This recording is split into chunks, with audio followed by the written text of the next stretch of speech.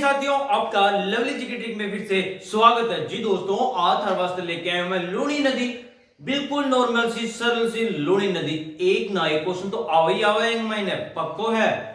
ठीक, कोई भी कंपटीशन की तैयारी करना लग रहा हो तो लूणी नदी थाना आनी चाहिए अच्छी तरह। लूणी नदी पढ़ागा आज आप कितनी सुनी मान रखी है। मैं टेंशन ना लो, थारा वास्ते ये मांडड़ी सारी की सारी। आज आप लूणी नदी पढ़ लियांगा, कल फिर पढ़ांगा लूणी की सहायक नदियां। देखो, लूणी नदी किसी है, लूणी नदी है। लूणी नदी का उद्गम होता है नाग पहाड़ी अजमेर से। कहां से होता है? नाग पहाड़ी अजमेर से। लूणी नाग ध्यान रखना, लूणी नदी का उद्गम होता है नाग की पहाड़ियां अजमेर से होता है। उसके बाद इसका उद्गम होने के बाद जहां उद्गम होता है वहां इसको साकरी के नाम से जाना जाता है। इंपॉर्टेंट क्वेश्चन है दोस्तों ये। जहां लूणी नदी का उद्गम होता है वहां इसको साकरी के नाम से जाना जाता है। वहीं थोड़े से आगे चलने के बाद इसको सागरमती के नाम से जाना जाता है। किस नाम से जाना जाता है? सागरमती के नाम से जाना जाता है। इधर से एक नदी आ रही है जिसका नाम है सरस्वती का नाला। क्या लिखा हुआ है? सरस्वती का नाड़ो है। इसका उद्गम पूछे तो पुष्कर पहाड़ियों से होता है।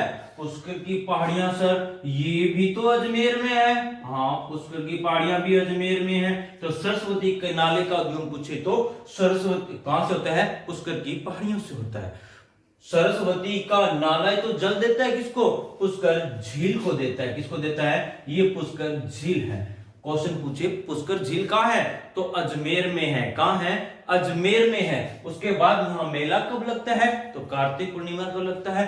कार्तिक पूर्णिमा पर लगने वाले 8 मेले हैं, इंपॉर्टेंट है, वो आपको अलग से वीडियो दूंगा, उसके अंदर देखिएगा कितने आराम से आपको याद होते हैं।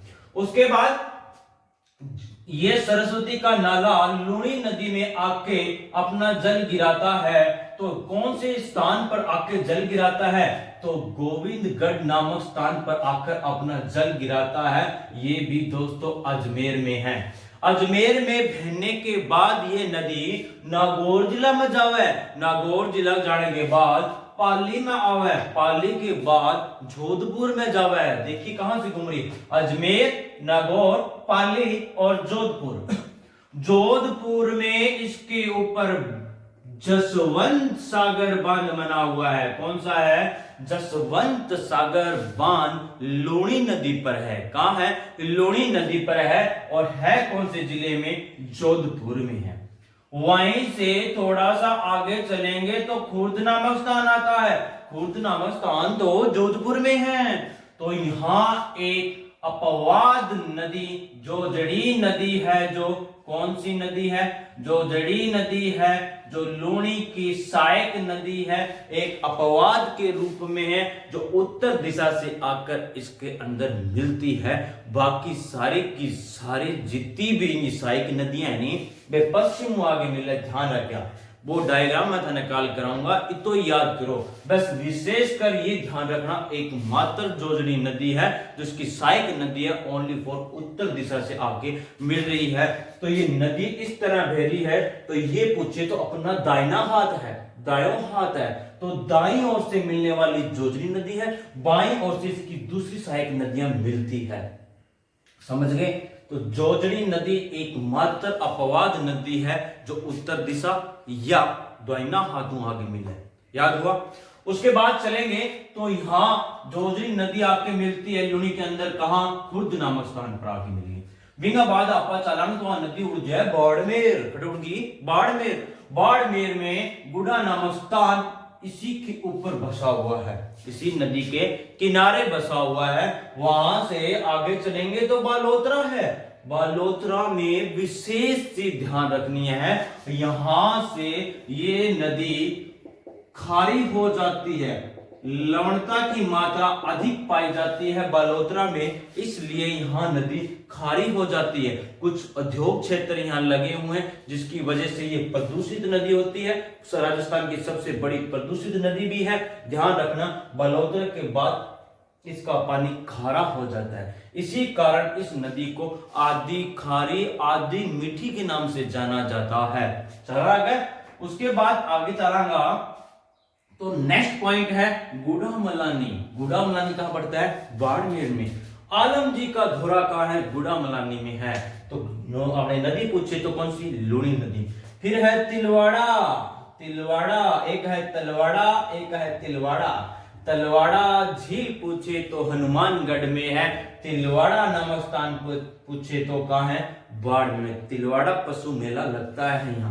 क्वेश्चन आया था तिलवाड़ा पशु मेला कहां लगता है? तो बाड़मेर में लगता है। बच्चों को सभी को याद था, मत टेंशन लीजिए। लेकिन आप विशेषकर ये ध्यान रखना तिलवाड़ा पशु मेला कौन सी नदी के किनारे लगता है? लूणी नदी के किनारे लगते हैं। ये क्वेश्चन आए थे, इस तरह पढ़ना है आपको।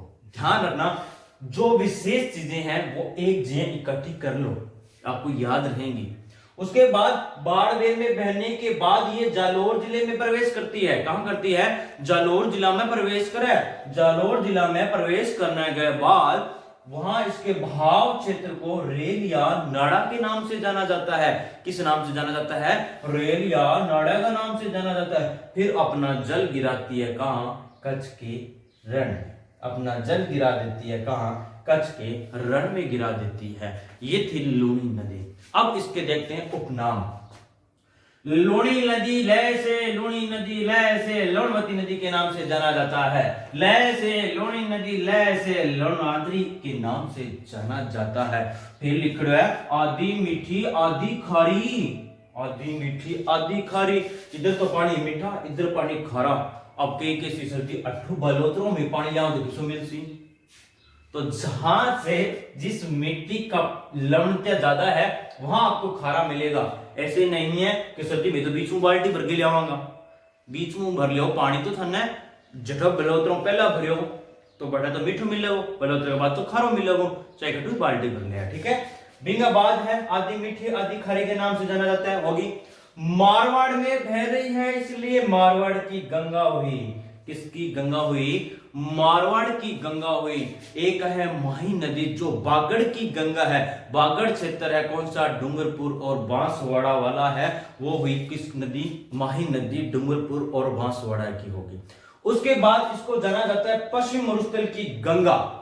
पश्चिमी मरुस्थल की गंगा, ध्यान रखना पूरब और यह है पश्चिम। तो पश्चिम दिशा की ओर बह रही है इसलिए पश्चिमी मरुस्थल की गंगा हुई। दक्षिणी पूछे तो माही होगी। दक्षिण की गंगा पूछे तो माही होगी। पश्चिमी मरुस्थल की गंगा पूछे तो लूणी होगी। ये दो ही इंपॉर्टेंट है, ध्यान रखना। माही, लूणी, चंबल, बनास, चार नदियां आप अच्छे तरीके से याद कर लो, बहुत आपकी अच्छी तरह तैयारी हो जाएगी।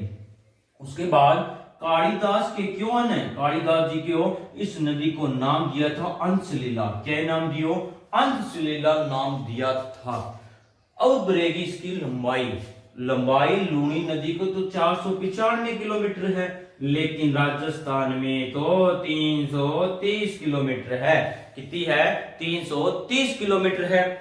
और लूणी नदी के अपवाह अंतर कितना है? 10.40%। इंपॉर्टेंट लगाना दोस्तों, इसको इंपॉर्टेंट क्वेश्चन है। लूणी नदी का अपवाह अंतर है 10.40 है। कितना है? 10.40 है। राजस्थान की प्रदूषित नदी पूछे तो लूणी है। उद्योग क्षेत्र के कारण आप प्रदूषित हो जाए। ठीक है।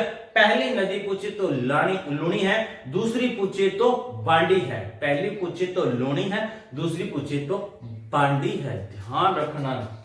अगर पुष्कर के यहां पुष्कर में अधिक वर्षा हो जाए, पुष्कर की पहाड़ियों में या नाग की पहाड़ियों में अधिक वर्षा हो जाए तो बाढ़ आने का प्रकोप ज्यादा खतरा किसको रहता है? बालोतरा को रहता है। ध्यान रखना, यह भी क्वेश्चन पूछा गया था। क्यों? बालोतरा लूणी नदी के तट से या पाट से नीचे है, इसलिए यहां बालोतरा को डूबने का खतरा रहता है। ध्यान रखना, यह भी क्वेश्चन पूछा गया था। ये थी लूणी नदी। एक बार फिर देखिए फटाफट लूणी नदी का उद्गम होता है नाग की पहाड़ी अजमेर से होता है, जहां से उद्गम होता है वह साकरी के नाम से जाना जाता है। उसके बाद थोड़ा सा आगे चलने के बाद सागरमती के नाम से जाना जाता है। उधर से आ रही है सरस्वती नाला। सरस्वती नाले का उद्गम होता है पुष्कर की पहाड़ियों से होता है।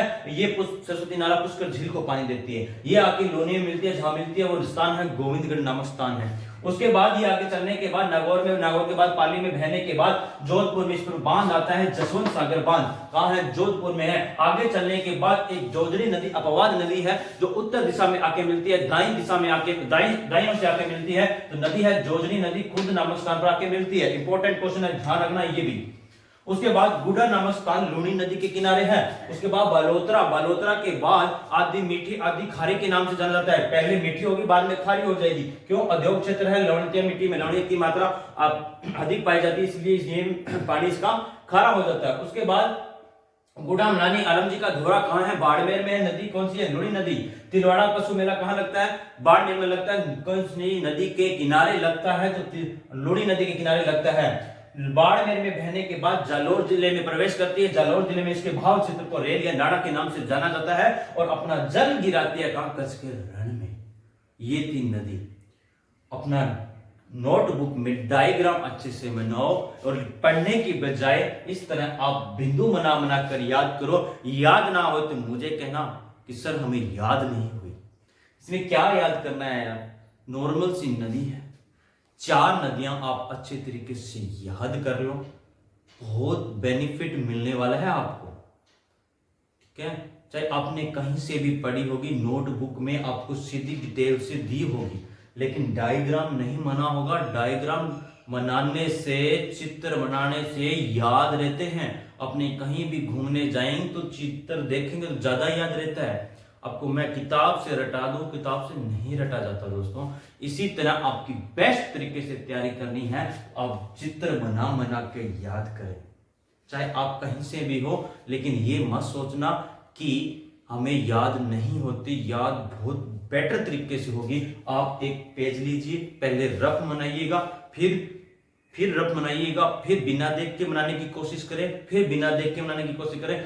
माइंड में चित्र सेट हो जाएगा, आपके माइंड में चित्र सेट हो जाएगा। अगर ये डायग्राम सेट हो गया तो कभी नहीं भूलोगे नदी को। आप ध्यान रखना, उसको तो देना तो यही है कि मरुस्थल की गंगा कौन सी है? लूणी है, माही है, चंबल है, ये तो पूछेगा वो आपसे।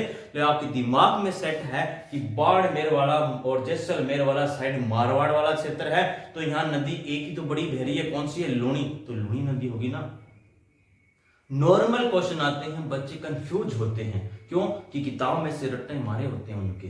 पूछा क्या? लूणी नदी। बता क्या रहे हैं? माही नदी। पूछा माही, बता रहे हैं चंबल। इससे अच्छा है डायग्राम मैंने ये शॉर्ट तरीके से बना दिया है। इसको बनाने के बाद नक्शा लीजिए, नक्शे के अंदर जैसे जैसे मैंने जिले बताए हैं वहां से इसको निकाल लो। 4 नदियां अच्छी तरह याद कर डालो, बस कोई क्वेश्चन आपसे नहीं पूछने वाला। क्या बच्चे क्या करते हैं?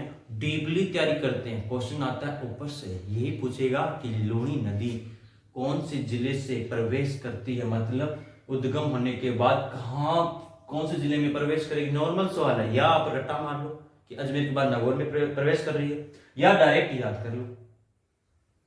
रट्टे मारने से अच्छा है डायग्राम। अजमेर के बाद नागौर, नागौर के बाद पाली, पाली के बाद जोधपुर, जोधपुर के बाद कौन सा है? बाड़मेर, बाड़मेर को जालोर, जालोर के बाद कुछ केरल में जाकर गिरती है। बस इतनी बात, कहानी खत्म, लूणी नदी खत्म। अगर वीडियो अच्छी लगी है आपको हकीकत में, तो वीडियो को लाइक कीजिएगा और वीडियो को शेयर जरूर कीजिए, क्योंकि आपके साथ साथी और पढ़ने वाले होंगे, उनको भी वीडियो अच्छी लगेगी और याद होगी एक बार। या मेरा मतलब है आपको याद कराना। ठीक है, मिलते हैं अगली वीडियो में। जय हिंद, जय भारत।